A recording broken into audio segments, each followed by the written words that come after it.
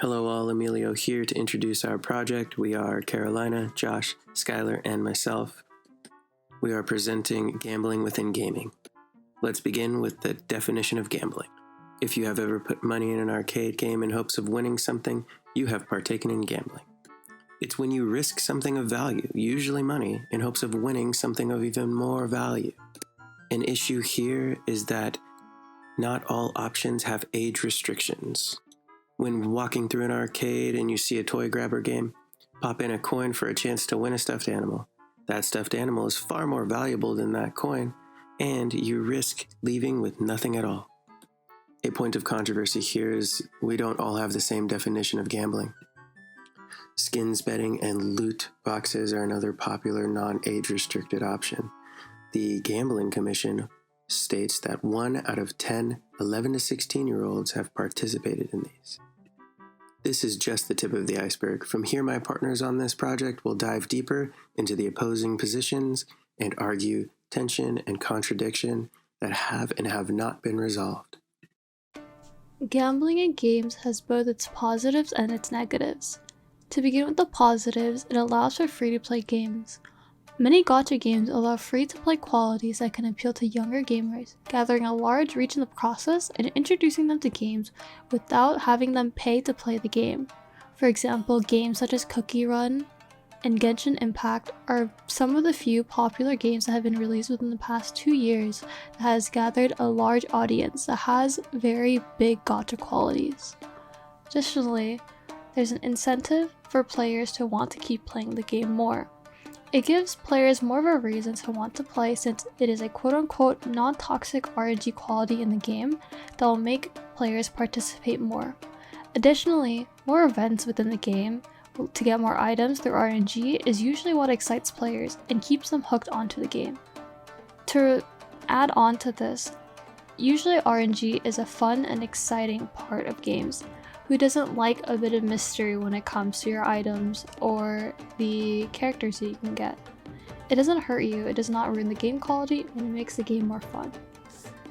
However, there are many negatives to the gambling aspect of games. To begin, it can be seen as very predatory towards a younger audience.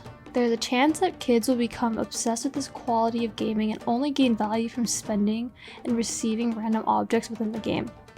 This can lead to them spending actual money or becoming somewhat addicted to the gambling aspect of the game at a young age without realizing its consequences. Additionally, this could push the design of games into the wrong direction.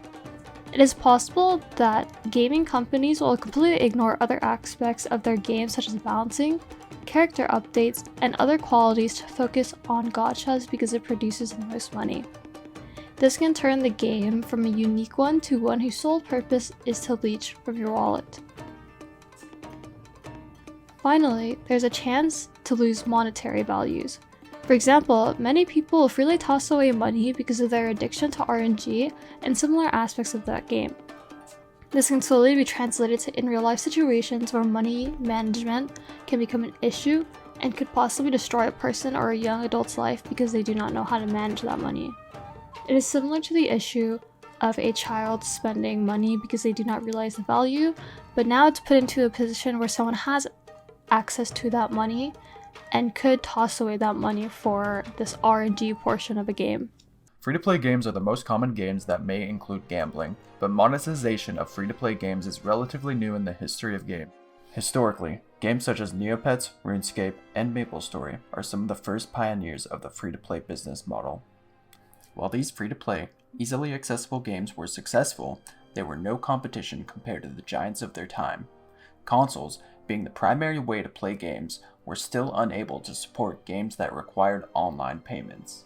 From looking at the top 10 most popular games from the 2000s, we can notice that none of them were free-to-play.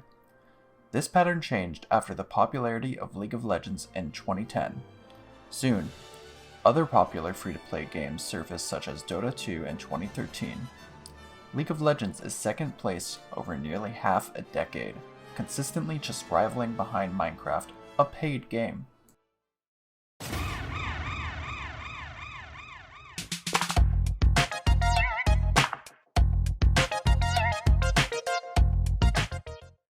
Fortnite became a worldwide phenomenon, becoming the most watched and played game for many years. This free-to-play game inspired many to follow their free-to-play monetization. There are now new free-to-play games like Apex Legends and old games becoming free-to-play, such as the likes of CSGO and Destiny 2. While these free-to-play games don't all have loot boxes, its newfound popularity can lead to companies overstepping their monetization strategies. This has led to instances where gaming communities come together to revolt against the corporate greed. One company that has been through constant scrutiny is EA. Whether it's their latest shooter or their yearly sports game, free-to-play or not, they always seem to have some sort of a gambling mechanic. The release of Star Wars Battlefront 2 was a wild one. The community review-bombed the game and blasted the game all over social media. The reason was that to unlock characters, popular staples of the game, and to level up their stats, you would need to grind hundreds of hours, heavily encouraging people to gamble with loot boxes instead of unlocking them fairly. The community boycotts and outcry reached EA and hurt their initial success, forcing them to abide by the community's demands, eventually removing the progression paywall and becoming an enjoyable experience for the community. This case well established some of the power we as gamers have to ensure a game has well-balanced monetization. As a result of gambling in video games, it is not hard to imagine concerned parents will want to refrain from introducing their children to poor financial choices and the excitement towards betting their own money.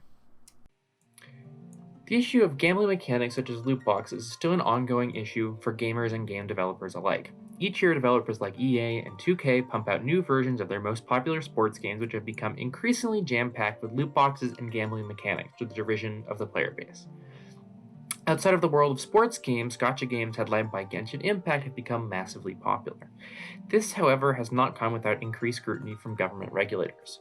Since 2018, countries like Belgium, the Netherlands, the United Kingdom, and China have all begun regulating video game loot boxes to varying degrees, with other legislators around the world considering similar measures.